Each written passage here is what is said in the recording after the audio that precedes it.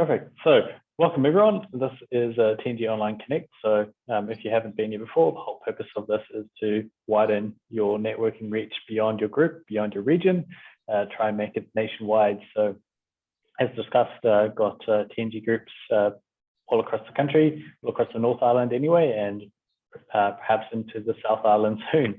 So welcome to those who have come along, run on the meeting. So we have guest speaker Chris, who's going to be sharing shortly. Throughout the meeting, just ask that you mute yourself, and then afterwards we'll have a short Q&A, and then we can go around the room as well and introduce yourself. So on to Chris Chase himself.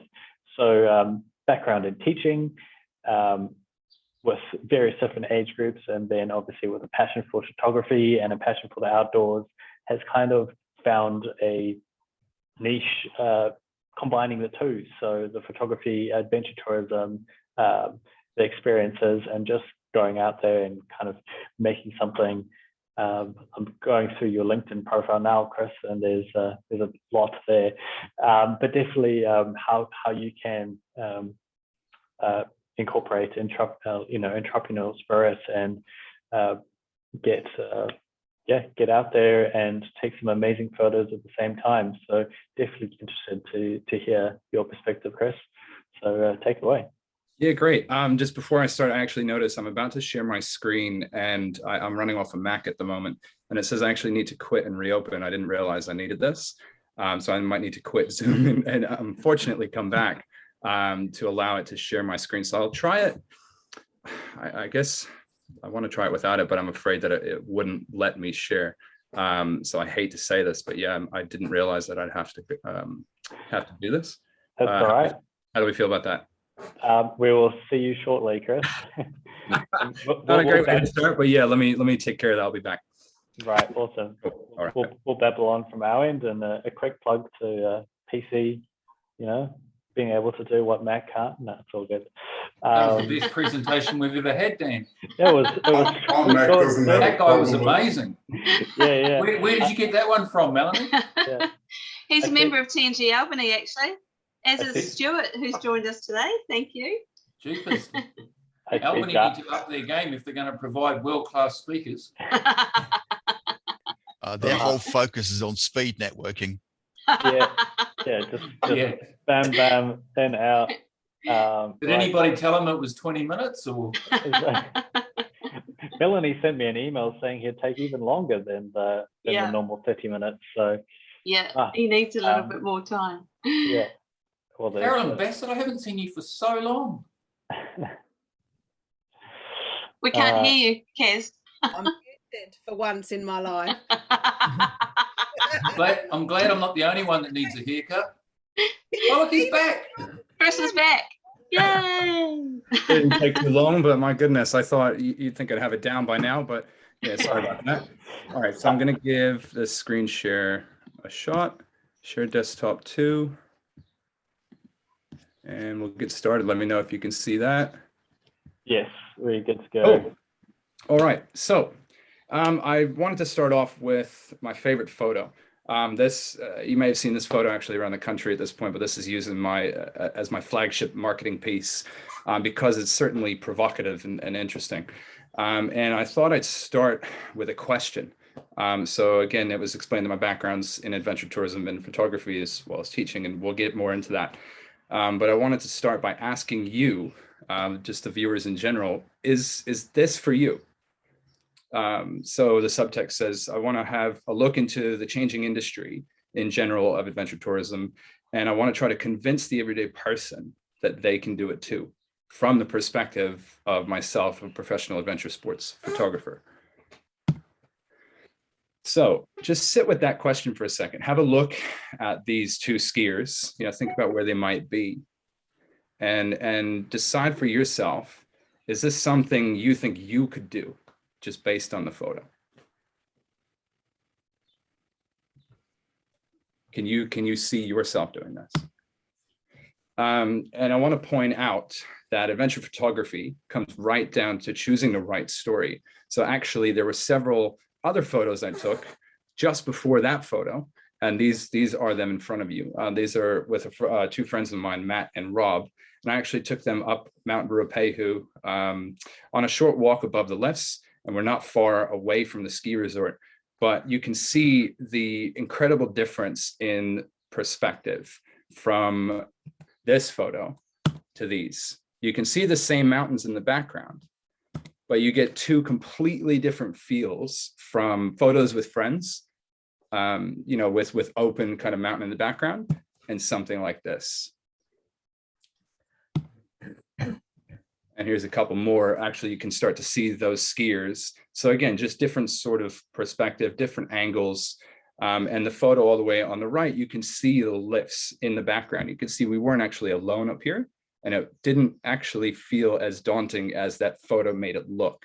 So this was, you would say this, if you've ever been to Whakapapa ski field on Ruapehu, you know that you take the Valley T-bar all the way up, and it's about a 20-minute walk, give or take, depending on your fitness. So it is accessible to a lot of people, but from the photo, you wouldn't actually be able to know that. So again, I asked that question, do you think you could do this? And I was very lucky that I submitted this photo to Adventure Magazine this year. And I actually wrote the feature article in this magazine in June. And I wrote about my rise in the industry of photography and where that love of the career has come from. But I made a conscious choice to choose this perspective over the ones with my friends. And it got me thinking about how can we adjust the perspective in tourism photos to help you, the everyday person, feel like you can actually do what they do.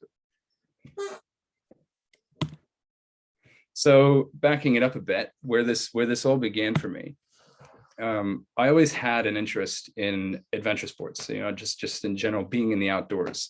Coming from the New York City area, we would experience all 4 seasons.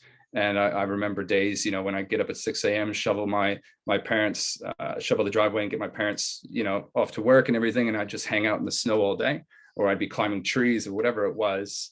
I was always interested in the outdoors. And I am still rather, just like a lot of you, where I was studying education, I went for a career job, and I still tried to balance adventuring on the weekends, where I could. And this is a picture actually of my very first classroom in the Bronx of New York City. You could tell it's pretty small. Believe it or not, that fit about 30 students or 32 students. And we had, one little small window in the background. So adventure was definitely my escape from that on the weekends. And that was in 2016 when I started teaching. So in 2018, I actually made a choice to move to New Zealand from the New York City area to continue teaching primary school. I just wanted to stick a couple photos in there, and I'm sure those of you from around the country might be able to identify the different places. And just show you a little bit of personality. But one experience I had, which I was off to a tough start already, was in the airplane in the bottom left. Of course, I'm about 6'5". So any experience in an airplane is never fun for tall people. But the reason I came to New Zealand was actually to study and teach in these new modern learning environment classrooms. So I was really interested in the education system. I wanted to help change the world and, help New York City, Decile 1 areas grow in their academic performance. So I managed to, I was doing relief teaching, but I found a full-time gig at Matuanaru School, which is in the northwest of Auckland, out in Kumeu. And it was great. It was a lot of fun. And I was teaching full-time right from pretty much the first or second week I got to New Zealand. But of course, I wanted to match it with my adventure lifestyle. So I thought to myself when I got here, where are all the people like me who like adventuring? It's one thing as a new tourist, you just tend to go out by yourself. And I really wanted to try to find people at my level, since I had all this experience in the outdoors as a kid. I wanted to find people who could do it at the level that I could. So I started Googling, like anybody else. If you've never been to a place before, what do? You hop online and you start to research. And I literally typed in, this is actually from the American Google platform, from Google USA. I typed in New Zealand just to see what would come up. And a lot of what you see initially marketed to you is the epic landscapes, right? A lot of what sold New Zealand was Lord of the Rings back in the day. And to be honest, I actually haven't read those books yet, but I know.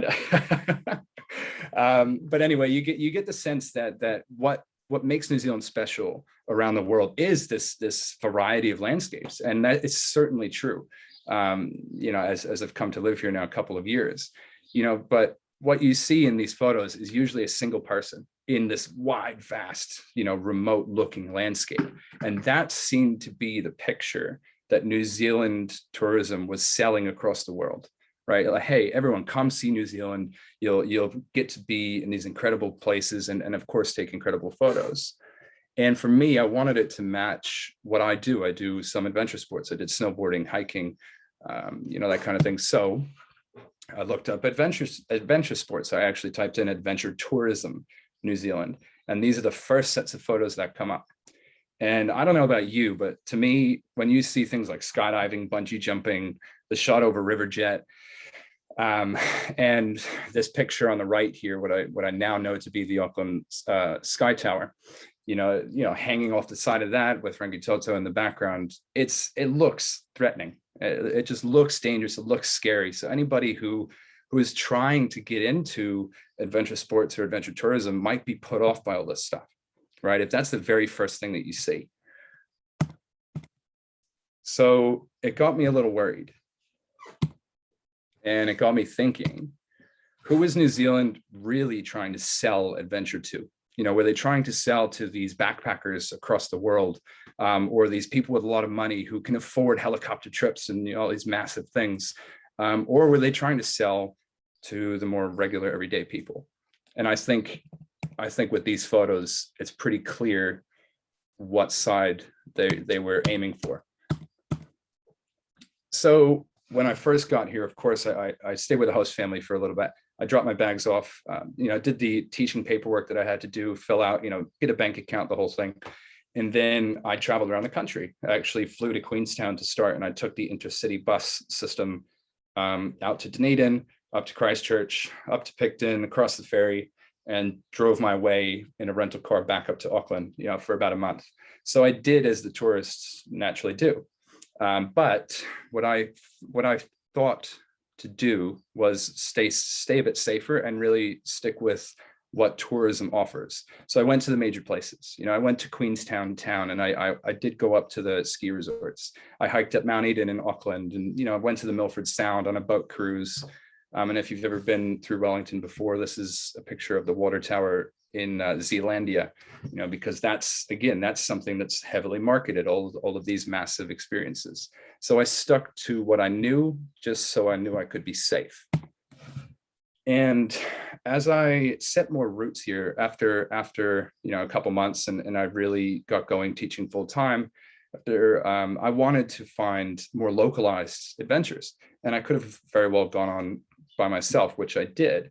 But after a whole lot of research and more solo trips, I got a bit bored of that. So I started looking for more. And I found this group called Got to Get Out.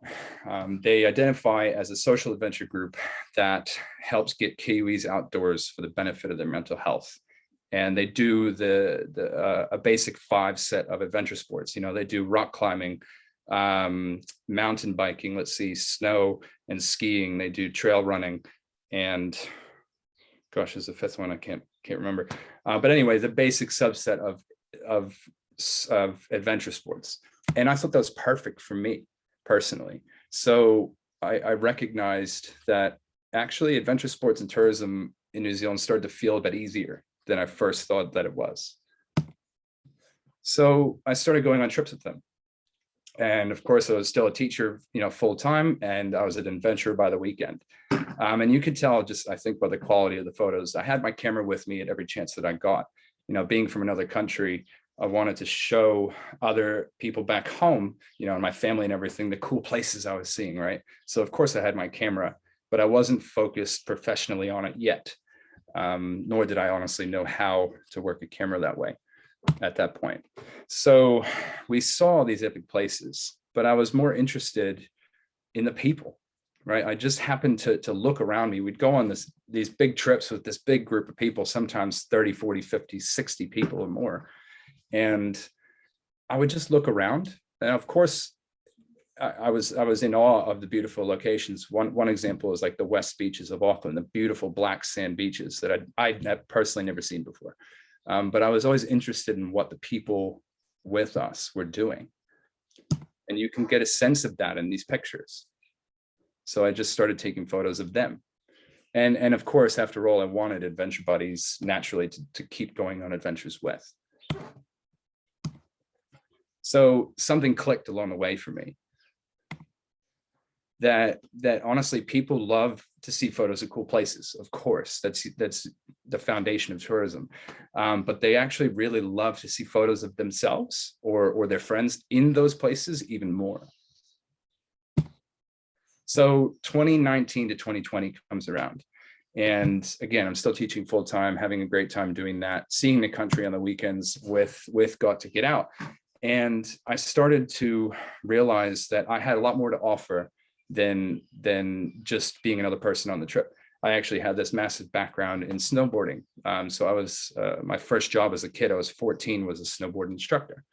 And I said to Rob, who runs the company, I said, hey, I would love to kind of help other people who you're trying to go on these trips. You know, I'd love to help them get involved and understand why I love the snow so much and what it does for me.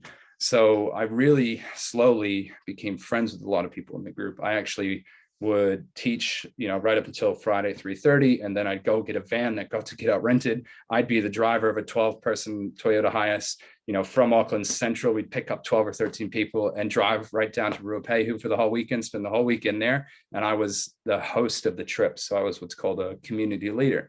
And, you know, I just got to talk to these people and get to know them. And you can start to see the shift in the photos. So going from generalized, you know, scenic photography, big groups, to actually having relationships behind the camera with these different people, and you can see them shine through in the personality that comes out. And I was just having fun doing this. So as I got better at that, I started trying all new styles of photography.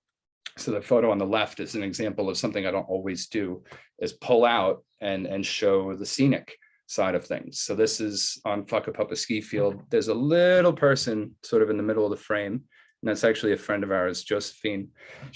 I was in the safety of the cafe and I just thought it looked kind of cool, you know, really big mountain, tiny person, thought I'd take a photo. And I enjoyed it, but it felt less personal for me. So I would look for different moments, you know, and in the cafe when everyone's sitting around the table chatting about lunch or chatting about the runs they were doing, you know, I would always have my camera there, just kind of peeking around, and I would snap in the middle of things like a conversation. So you end up getting what you see in the middle here. And other times I started practicing creating moments. So on the right-hand side is an example of a bunch of us just got off the lift and we're ready to go down. And I believe her name is Ellie, but I just kind of, I took one look and I said, the background's beautiful. And, you know, oh, your goggles are really cool. You're wearing a really cool jacket. It's a super windy day. So there's a lot going on with her hair. But you can see she's smiling through the whole thing. And I just thought, I asked her, I said, hey, do you mind if I take a photo? And that's the result. And to be honest, I surprised myself with the change in kind of quality that came from that. So I kept doing it. I kept seeing how I could look for these moments or create these moments. And the Snow Club that year was the year that I realized my photography was really changing. This is a photo of two very great friends of ours in the Snow Club, Kim and Sherry. Kim on the left, Sherry on the right. They drive up from Wellington every weekend that they could. 30 years or 25 years or something like that. And you can get that sense of that in that photo. So again, for me, the photos started to become less about the scenery and more about the people that I was with. And I just noticed that every time I posted these photos on Facebook, people responded well to it. And just trying to capture those moments, keeping it tight and keeping it interesting. This is a lot of, this looks like a lot of fun. And I told her to come down in front of me, speed in front of me, and just throw your arms out, have a good time. And you can see how much fun she was having. And then there's also these off moments as well that I guess in tourism don't sell as good as something like a beautiful mountain, but I noticed had natural value to the people on the trip. So this is a friend, Brian, on the left and Sarah on the right. Brian had done something similar, just tried to take photos and come down in front of me, and he fell. And then Sarah also did the same thing. And you can just get the sense that that was a fun moment, that they had a great time. They were messing around. They didn't mean to fall. And there they are, just having some fun together. So I thought that was an important moment to capture. And then we started to push it. So a lot of the people in the club knew of my experience in snowboarding, and they wanted to come do the stuff that I was doing, the harder trails. So I would bring them and I would expose them to this. And we would, I'd show them the way down and make sure everyone got down safely. But for them, I also realized I could provide them with really sick photography, amazing photos of, them doing a sport that they're not looking for photos of. They're just trying to have fun throughout the day. So for me, it was a way to boost my skills as well as start to tell a different story. And here's another example of that relationship I was developing. I'd been in the club about 2 years at this point. This is actually through 2020, through the first lockdown. I think when we got out of lockdown, we were allowed on a couple of trips again, and we tried to salvage what we could of the season. And you can get the sense that there's friendship in here. And I could have very well, as a photographer, had them, stand up straight, smile, take the photos of the big, beautiful mountains in the background. But I really wanted to paint the picture that there was something here in this connection with these people. And actually, the guy in the brown here, his name's Nico. He was historically late to a lot, to the bus getting down to the mountain for the weekend. He was late on a Friday afternoon, or he'd be late to the photo. So he was late to this photo, and of course, everyone starts pointing at him, giving him crap for it. But again, a very specific and special moment. And then I started to get to go on cooler, more dynamic trips. I had never done mountain biking before, more seriously. I've always gone on, let's say, gravel road biking back in the States, but to go to the Whakarewarewa forest was, world-class mountain biking to me was incredible. So I got to get out, took me there. And of course, I wanted to bring my camera just to try it. Just to try different styles of photography. And we were lucky to actually have somebody on the trip. His name is Jacob. He was a student at Auckland University, but from America. He's a professional, what's called trials biker, where, they do tricks and, they jump up on picnic benches and stuff like that with their bike. And he just knows how to work his bike really well. And he knew so much about mountain biking that I didn't. So I had a moment with him in the morning where he just said, "Hey, I see this bridge. The light's really cool. All you have to do is sit in the bushes and just snap away, and I'll pop a wheelie and do some jumps and stuff like that." And this is what we produced. So again, to go from the photos that you saw earlier to this is all me starting to realize my skills were developing, and I was really onto something here. And then, of course, COVID-19 comes, and it impacts everybody, right? But I think one of the biggest takeaways for a lot of people was that it impacted the perception of what it means to travel. So epic photos, the big landscape photos, I think became less important because you couldn't market to people outside of New Zealand anymore. You couldn't have them come in. So tourism, New Zealand tourism, and I'm sure other tourism agencies around the world had to start thinking about, okay, how can we convince our population to get back out and enjoy the outdoors that we have here? How do we convince them that adventure is actually for all and not just for like super athletes or people with money or people with access? And something came about in New Zealand, which I'm not sure is unique to New Zealand. I wonder if other countries have done something similar, but they came up with a campaign, Tourism New Zealand, called Do Something New New Zealand. And I'm sure you must have heard some sort of ad for it by now, whether it's on the radio, on TV, you've seen it on a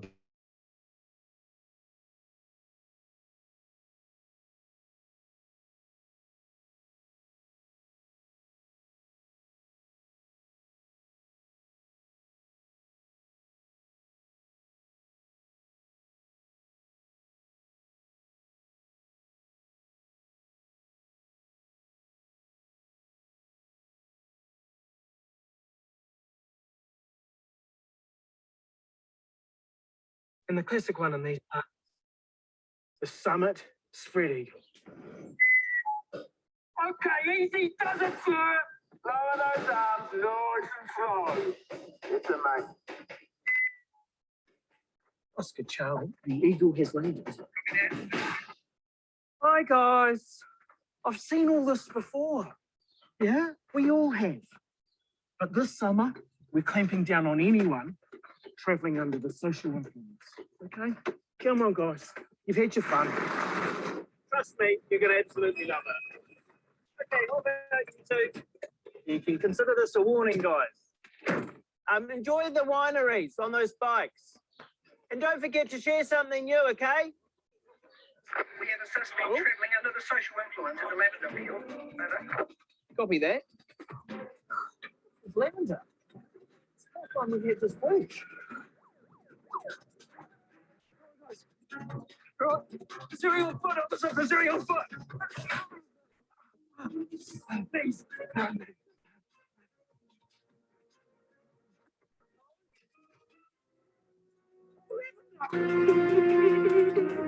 We've missed them. Fedora. Switch it off. Well, I just had confirmation that the Lavender Loiterers just shared one of the most replicated scenes in all of social media. The follow me, Fedora combination.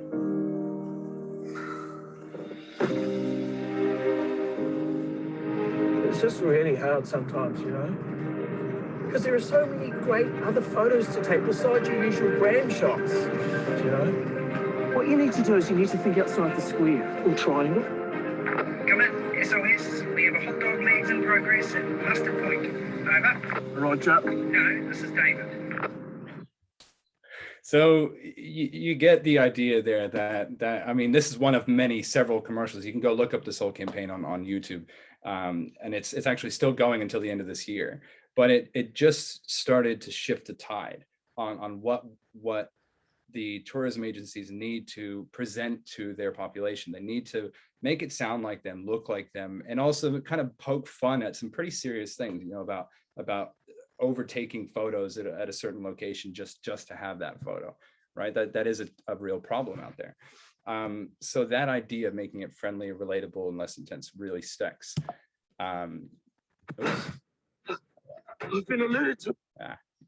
So lucky for them, I already do that with my photography. I think so. And I was very lucky to be a part of this campaign. So I got asked in December of 2020 to go take some photos, and it was really cool. I mean, they tell you that you can choose anywhere in the country, really. And the whole point is to pair up regional tourism operators. So people like Visit Auckland or Destination Coromandel or Love Taupo, you know, they pair you up with small businesses related to adventure tourism. So I got paired up with a bike shop in Thames out in the Coromandel called Jolly Bikes. And it was part of the understanding that I was to give photos away for free to sort of help promote domestic tourism. And for me, that was fine. I was in the right position where I was really looking to start this career, you know, like just get better at this, and people paying more attention. So I went for it. And basically I traded photos for a free weekend away with my partner and her family. They said, you can bring up to three people. And of course I went through the list of, who should I bring? I said, you know what? I owe them a nice vacation. So we went away, and they gave us a list of photos to take. They wanted certain locations and whatever, but they gave us free reign. No one was breathing down our necks. They gave us free bikes, hotels, you name it, all this food.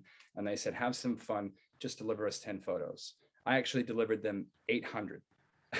So I over delivered, but of course they chose, these are the photos that they ended up choosing. And the great thing was that these photos are now being used domestically. Anytime you were to search the Hauraki Rail Trail, these photos are going to come up. Or if you live in the Tauranga or Bay of Plenty area or Coromandel, I'm sure you've seen these photos on Facebook ads. And it was a really proud moment for me knowing that my photos are out there. So let's just have a quick look. This is my partner Laura's mom and dad. And there's Laura in the front in the yellow helmet. And it was great. What normally takes the regular person, let's say an hour and a half to ride this part of the trail, it took us 6 hours, but you would never know that through the photos. But we were having a great time, and it could not have gone any better.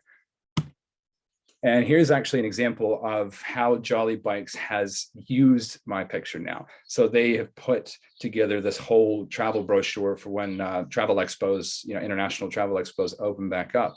And you might see these photos now in the New York Times. If you're overseas reading about, hey, come to the Coromandel and see what we have, those photos might show up. So it was a truly special campaign for me to be a part of. But again, for me, the focus, if you were to have a look, is not necessarily the location. It's always been the people for me. You can get a sense that there's adventure happening, but you're really right there with the people. And I guess through the photography, you're able to put yourself in these people's shoes.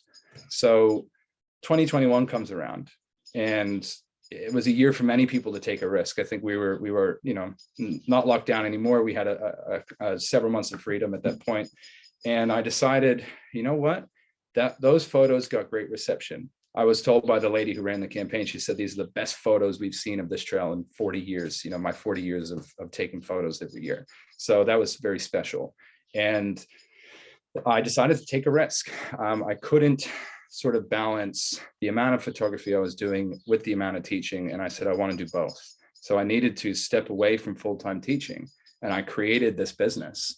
And I realized I just started to try to think about what my catchphrase would be.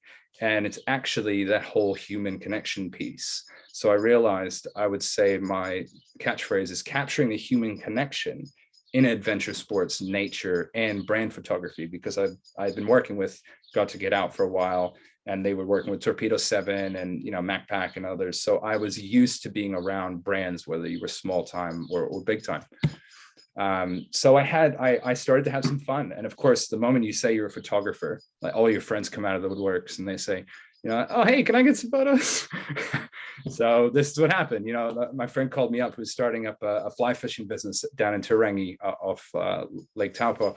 And he took me out fly fishing. I'd never done that before. And we took a whole bunch of photos, but you can just get the sense that this is what this guy does every day. He loves it. He's out on the river, whether he's getting paid or not. You can see that he just has this great time and he loves that fish. And that came across in that imagery. And then as I started to get paid by Got to Get Out, I went from volunteer work to paid work. There's always the obvious perspective. In adventure tourism, everyone wants their group shot, right? So you give it to them, and that's fine. Everyone group up, yeah, everyone smile, hands up, whatever. You get those kind of shots, and those are interesting, for the most part. So here's a couple examples of that. And of course, you want some scenery. So in general, you show some trees and, people on the trail or whatever. And I got that for Got to Get Out. I really like this sort of pink bike trail here. That is an incredible view. And you may recognize some of this if you've been around the Auckland trails before. But we come to the story that I'd rather tell, that human connection piece, right? So I was tasked with Auckland Transport to take photos of people learning how to mountain bike and hike around the city, around all these different trails. And of course, get the group shots, maybe get some logos in there. But I still always focused on the people.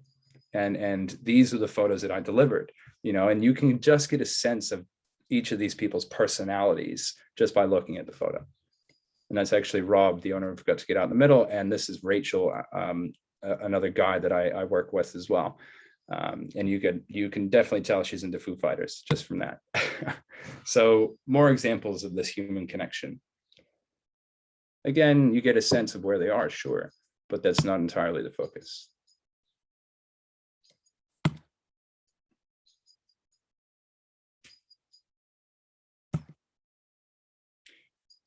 The photo on the bottom right may have been a little forced, but that's, you know, just so happened that the train was passing by, and that's Damon, one of the volunteer guides I've got to get out. He actually happens to work for Upland Transport, so I thought, hey, we'll just get you in the photo and just put your hand there, and it actually happened to work out pretty well.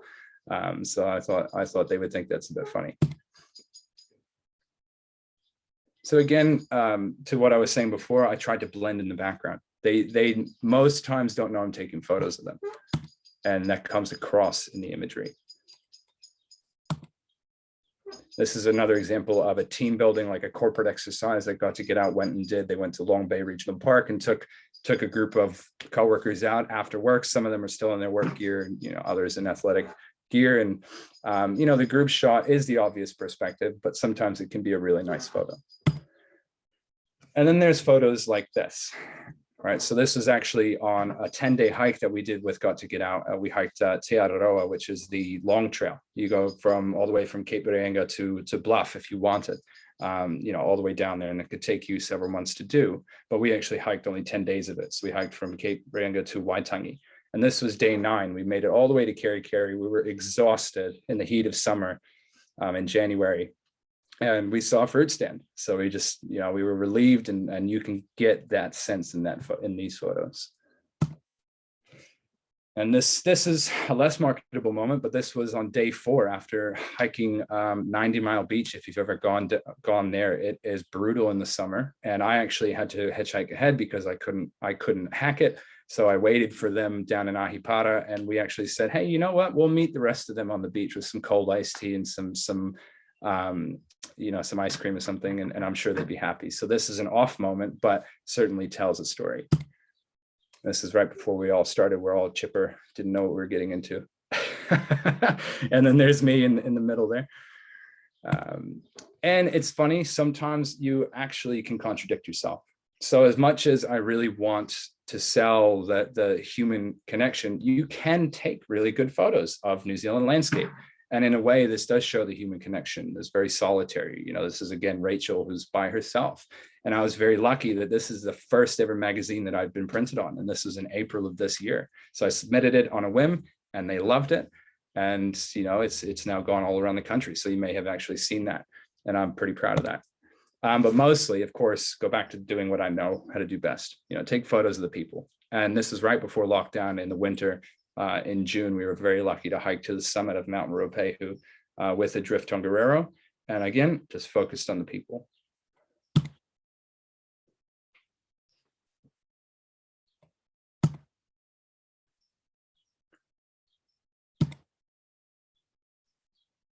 There's my partner in the bottom right. She's just as good a snowboarder as me. And then I guess we arrive at what I consider the pinnacle of my career so far. I was very lucky to get out of Auckland a couple of weeks ago.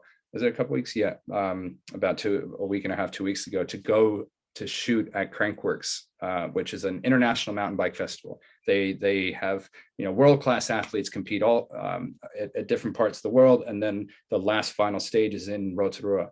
And it's pretty epic to be a part of. And I didn't know if I'd get it. So I applied on a whim, tried it out, and they gave me access. So I was able to get out of Auckland on the basis of being news media. And it was on the government's approved list of events that were allowed to go forward. So I was very lucky. I felt like I was getting away with it. And going back to perspectives, of course, I had to get the obvious perspective. I had to get the action, right? Everyone wants to see what this event's all about and all this epic downhill mountain biking and aggressive mountain biking. So I got that. And, you know, photos of jumps and tricks and, you know, just the epic nature of it all, you know, the celebrations, the champagne popping, you know, I got all those photos.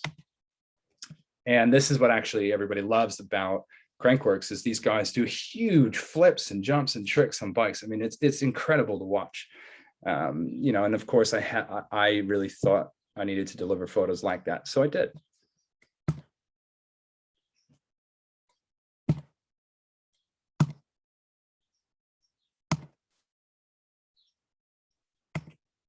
But again, that story that I noticed I'd rather tell. It's the human connection side of it. What I learned being a new person to mountain bike photography, and just that community, I learned that they're all friends. That even though there's money on the line, there's gold medals and status and all these things, this whole community of people are great friends. So even though somebody got knocked off the bronze medal, and they came in fourth, they were actually not angry and upset and steaming off and running off. They were happy for that other person. And there was this whole theme of camaraderie and friendship that I noticed the other photographers were not reporting on. What sells are guy in the sky photos, guy doing cool tricks and stuff like that. But these photos don't always sell. And I just still thought I should take these kind of photos. So I did.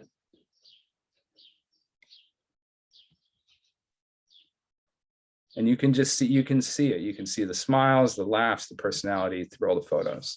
And I arrived at thinking the human element gives people who've, let's say, never done this stuff before, it gives you the ability to transport yourself into that scene, right? So without it, connection's a lot harder and less convincing. And that's what I went through as a tourist to New Zealand. Initially, I just really couldn't feel like I could transport myself into those places. So the key takeaways, and it's funny, Laura has experimented over time with the camera, and actually she got this really cool photo of me, and I'm really proud of it. So I never, the old saying goes, a photographer never gets good photos of himself, but I like it. So the key takeaways for me, the customers of adventure tourism and photography are changing, right? Partly because of COVID, but I think there's just a natural shift as well. And this whole idea of adventure tourism, adventure sports, this epic sports that New Zealand offers, it can be for you. But we as photographers have to start communicating that in our pictures. We almost have that duty to do that. So how, right? You lead with emotion. You take photos of this emotion, and emotion creates connection. Scenery is not relatable as much. It certainly is cool to see, but I just don't think it's as relatable. It's important to capture emotion in the photos to help put someone who's never done it before in their shoes. And lastly, telling the story of people doing that adventure helps convince others they can do it too, and hopefully participate in the adventure economy. So my goals for 2022 and the return of tourism, hopefully, that's what everyone says, hopefully by next year we'll be back to normal. But something I want to bring to market is actually an adventure buddy service. So all of you who have come to watch and listen to me today, you might be living that business life. You go away and then you're working hard during the week and you want to try to get away on little adventures. I want to be right there with you. I actually want to be, I don't care if you're running the Ironman for the first time, or the 10th time, or if you're going on a 10-day bike trip down south, or, whatever your adventure might be. I want people to realize that someone can come with you and take very personal photos. If you've ever run a marathon or a race before, typically there's a photographer, but you get one photo and it's not always personal. It's just you kind of running or whatever. If I spend the time with you though and learn about you, you end up getting photos like the Hauraki Rail Trail campaign, very personalized, and you really understand what's going on there. I want to capture that with you. I have just as much a thirst for adventure as anybody else. And of course, if it's something I've never done, I'd love to try it. So if you want to take me kayaking or whitewater rafting or whatever, I'd love to do it. So that's one of my goals that I want to bring to market. And it's actually on my website now if you wanted to have a look. And second, I want to work with more regional tourism operators. We call them RTOs. And adventure-related businesses to redesign marketing campaigns. So similar to the Do Something New New Zealand campaign, I actually want to work with people on the ground. So let's say you're new to it. You walk into Torpedo 7, Kathmandu, bike shops or whatever, because that's where you have to get the gear. That's the place where you get convinced whether or not this is for you. All right, so a lot of the marketing, yes, in those places you have to sell the gear, but you also need to see yourself doing it. You need to see yourself in those photos. So I think there's a place for me there. With travel businesses, trying to get different kinds of people into the adventure market. So, working with them or adventure tourism companies, that's a goal of mine for the years to come. And the last couple of things I want to continue to build a reputable brand, that focuses on the human connection, not just the scenery. When you think of outdoor adventure photos, I want to be that guy that you think of, like, okay, let's call up Chris. And then lastly, I want to continue to help New Zealand encourage the local population to get outdoors. Anybody can do it in any fashion, and it does not have to be as scary as what's pictured now. So to close, this can be for you. You just need to get out there and get started. And there's my business card. You can find me on Instagram, Facebook, LinkedIn, like was already said, or on Google as well. I have a whole Google business platform. And there's my email website. That's it. Great. Yeah. Thanks so much, Chris. It's definitely very awesome to see like how far you've come the journey, and some of those photos are truly epic. So definitely inspirational. Thank you. So definitely need to. I mean, I don't know if you can get some action glamour shots of the office space, but have your work cut out for you, eh? Cameras can do wonders, I tell you. Yeah, absolutely. Well, having a good camera helps, and then having a good photographer for sure, who knows what they're doing. So we're running a little bit short on time, but if there's something that has inspired you, taken you away from the chat with Chris today, please get in touch. His contact details are in the chat as well. But yeah, get in touch, contact him.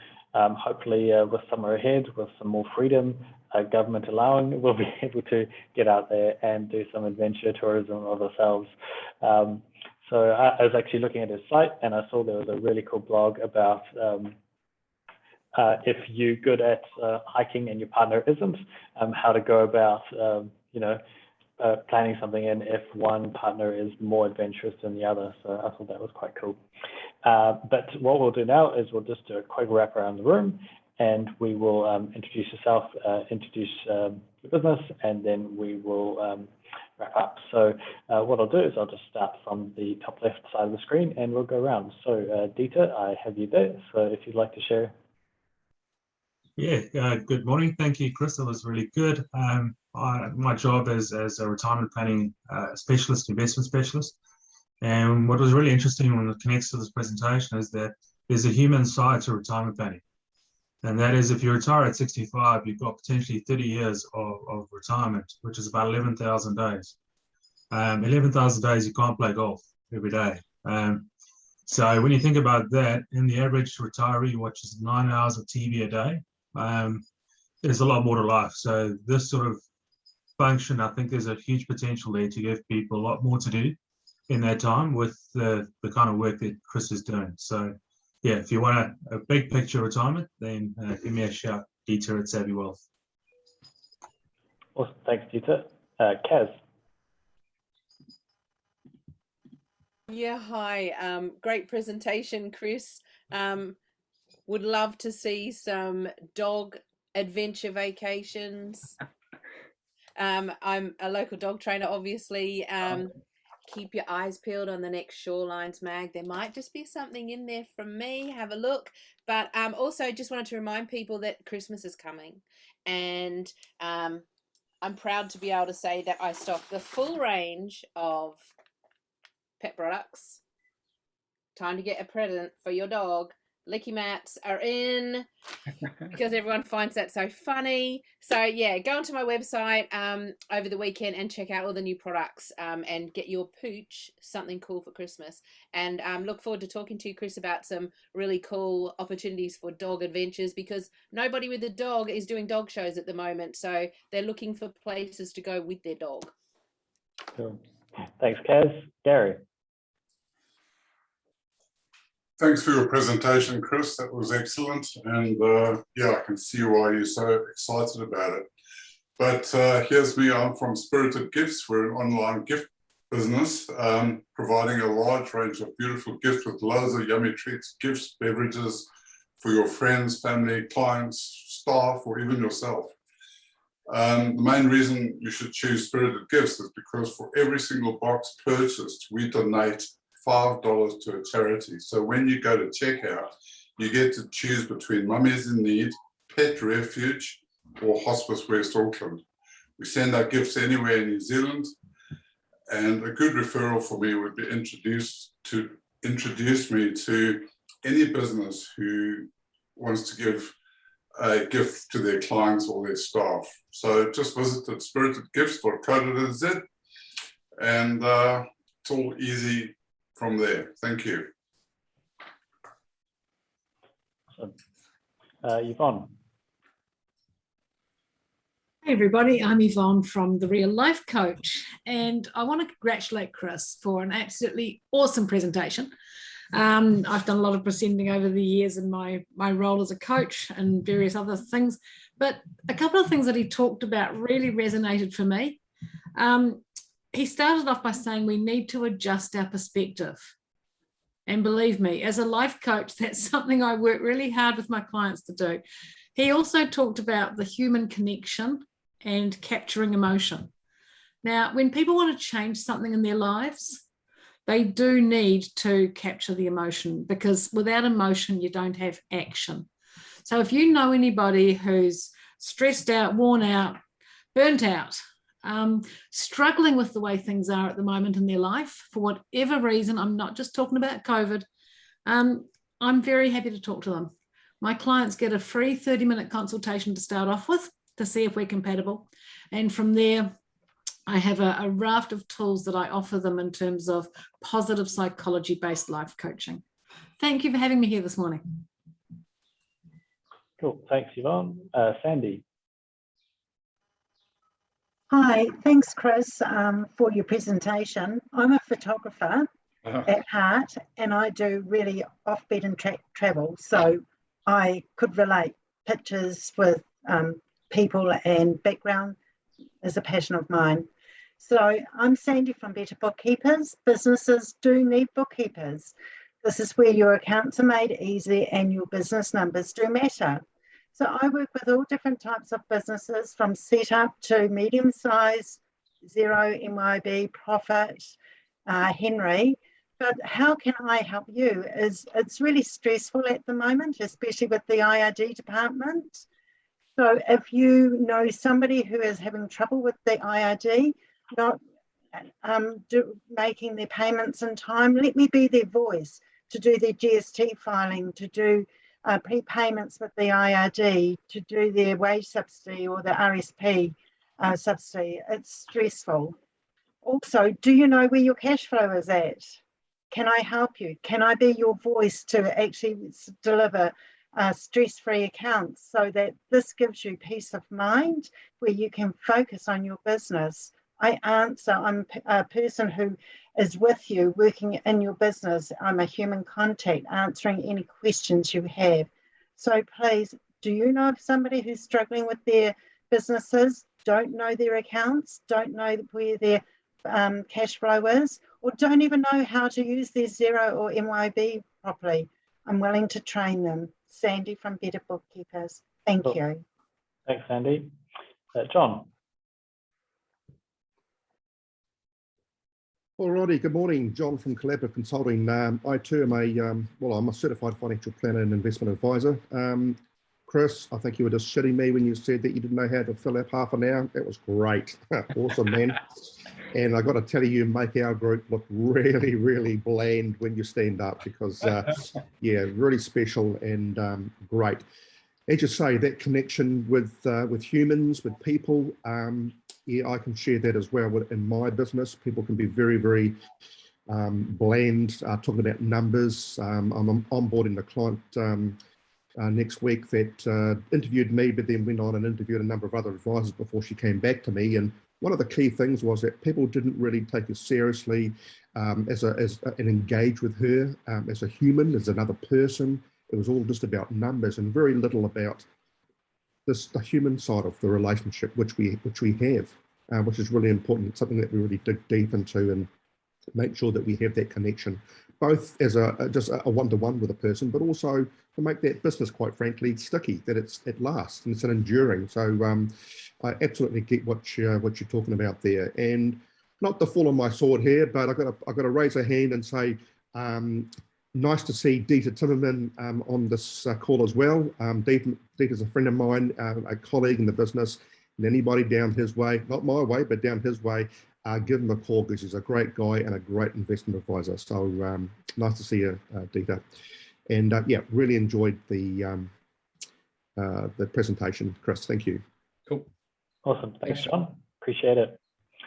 Ran. Hi, everyone. Chris, this was an awesome presentation. It's really went to my heart because I'm in travel. And I really appreciate you mentioned about human connection. I'm a people's person. So that's a great presentation, great photography. I'm looking forward to work with you because I don't have any adventure tourism promotion in my website or Facebook, anything like that. So I love to work with you on that. As you know, I'm promoting, specializing in Sri Lanka tours. So we have winter festival in Sri Lanka in December, but we don't have a huge, big ski fields, but we have winter festival. The area called Little England, you should go one day with me, maybe 2024. There are a lot of opportunities there for photography, beautiful country. And also I like to thank you. You're doing a great job for the tourism, travel and tourism industry in New Zealand. Thank you very much for that. And at the moment I am promoting and focusing on New Zealand tours, especially land rail.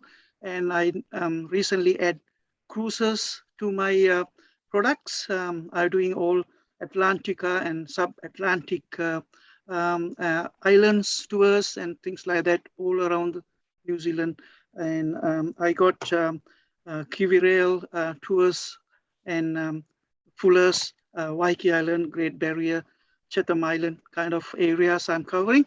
Looking forward to work with you, Chris. That's awesome. Nice to meet you. Thank you. God bless and good luck for your future adventures and everything. Thank you. Great to see you. Thanks, Ran. See you guys. Malcolm.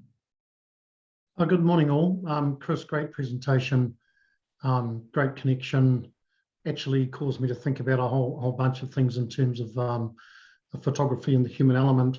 Yvonne, I think people like you and I and the other advisors on this call need to hear what's happening out around there as we sort of merge into the next stage of this economic cycle. There's a lot of pain, and I think our job is to try and get people just to have that conversation with us about how their business, and if it's not doing well, it needs to be looked at as just a business. There are much more important things to life than your business necessarily. And I suspect there's going to be some difficult discussions, from the accounting advisory space, if you like, about where people put the perspective on that.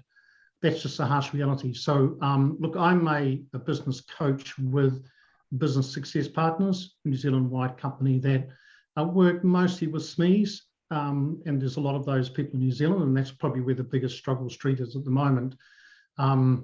The key thing we do, I guess, is begin a conversations, and that is likely to mean some hard conversations over the next 12 months with businesses that may need just to, close up and reform and move on. So yeah, for those out you that are in that advisory space, let's be empathetic to that very important part of New Zealand business is going to have a pretty challenging 12 months, I think.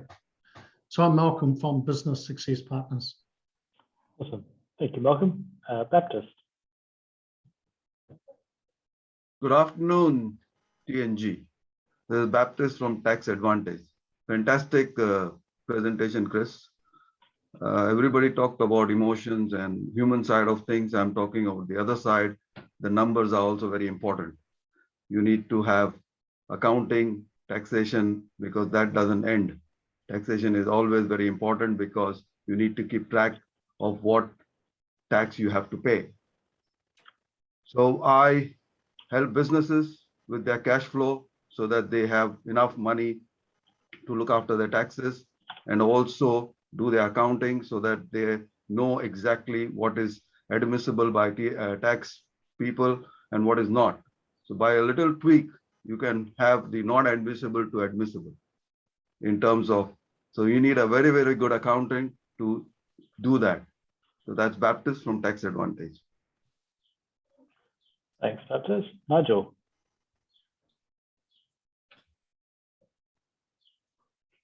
Thanks, Chris. I enjoyed that presentation. It resonated very much for me. Having had a background of jumping out of aircraft, climbing mountains, skiing, blackwater rafting, whitewater rafting, sea kayaking, you know, I took the philosophy of if you're not living on the edge, you're taking up too much space. So just keep pushing your boundaries. So as far as the TNG side is, my focus is on back-end systems and processes. But what I want to offer to you, Chris, is the background picture there was me doing a tour around the whole country back in February.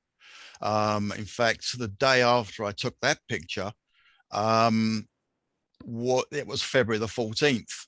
And we found out that night, Auckland was going to lockdown from midnight. So I bring in these 2- and 3-seater trikes from Germany. I sell them, I rent them. I have tour operators in Wellington, Whangarei, Nelson, Picton, Wanaka, Queenstown. We're focusing very much on pushing the personal aspect, getting on these tours. So I can see a lot of synergies there with the personality you're bringing into your pictures. I think we can find an angle to fit that in there and get it around. And one of the things I'm doing a lot of is developing videos of me on my tours, just doing local trips to show people what can be done. And then involving that into community sponsorships and charity events and so on. So there's a lot of synergies there that can fit into that. So look forward to talking to you very soon, Chris, and I enjoyed your presentation. Thank you very much. Thank you. Thanks, Nigel. Helen? And you need to unmute yourself. There we go.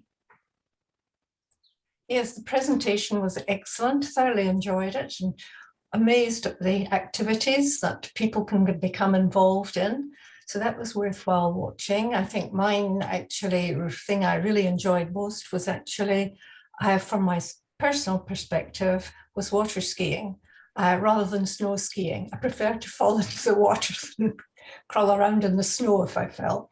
So my business is focused on value within the business, not how much is your business, but the value that is hidden in the business that people could in actual fact, and businesses could grow their businesses as a result of maximizing the value that they have within the business. So it's Helen Mitchell, Kenneth. Thanks, Helen. Garth? Well, thanks, Dan. Cheers, Chris. Congratulations, mate. You have adapted, you've learned, but you've also taken action, and that's absolutely fantastic. And we all need to adapt. We all need to learn new things, but taking action is the big thing. Lots of parallels between business networking and what you're talking about with the human connection for business networking. We need to build connections before we need connections. And when we need connections, we've built them through networking. So awesome. Thank you very much. I really enjoyed the parallel between what you're doing, the ability to adapt, to learn, to grow, to take action, and the human connection. Appreciate it very much. Thank Cheers. you. Yeah, once again, thanks, Chris. So there's me, Dan. So I run Ingot Digital Design. What we do is we build websites for businesses, so helping them better communicate what they do, and then helping them actually stand out from their industry peers as well. Because if you're a mortgage broker or if you're a coach, or you probably realize that there's a lot of other mortgage brokers and coaches out there as well. So what we look to do is create a point of difference for your business, and then also use your website as a tool. So your website needs to be able to capture whatever it is at the end of your funnel, whether that's a sale or a booking or a quote or getting someone on board as a member. That's the sort of things that we work with. So around your website, your online space, how you communicate, that's the space that we love to work in. So that's me, Dan from Ingot Digital Design. And then we have Melanie. Hi, everybody. Wow, great presentation today. So at the networking group, we help people connect. So I've got a question for you all. I have people who've reached out to me in the last month from Wanaka, Christchurch, Nelson, Palmerston North, Wellington, and most recently the Hawke's Bay. So we're really excited about the future and the opportunity that we have to help more people to connect and to add more value to all of our members who are able to sell their products across the whole country, such as Gary, who's with us today from Spirited Gifts. So please, if you have connections out there, I'd really appreciate a referral to those people so that we can help them to connect as well. Finally, I'd just like to introduce our next speaker. In a fortnight, we're absolutely delighted to have our member on the call today, Malcolm Jensen, and Malcolm's going to be talking about managing uncertainty. So Malcolm, thank you. We really look forward to seeing you next fortnight. And Chris, thank you very much for presenting today. It was absolutely awesome, and I really appreciated your perspective. Great, thank you guys very much. Do appreciate it. Now I have to go away and decompress. No, Chris. Thanks everyone. Have a beer, Chris. It's Friday. Yes, that's right. Awesome. Thanks, guys. Well, thank you, once everyone. again, Nice to see thank you you, all. Chris. Thanks, everyone. We'll see you in a fortnight. Awesome. Yeah. Cool. Catch up, Chris. Thank you, Dan. Janet. Cheers, Yeah, Chris. take care. Thank you. Bye. Bye.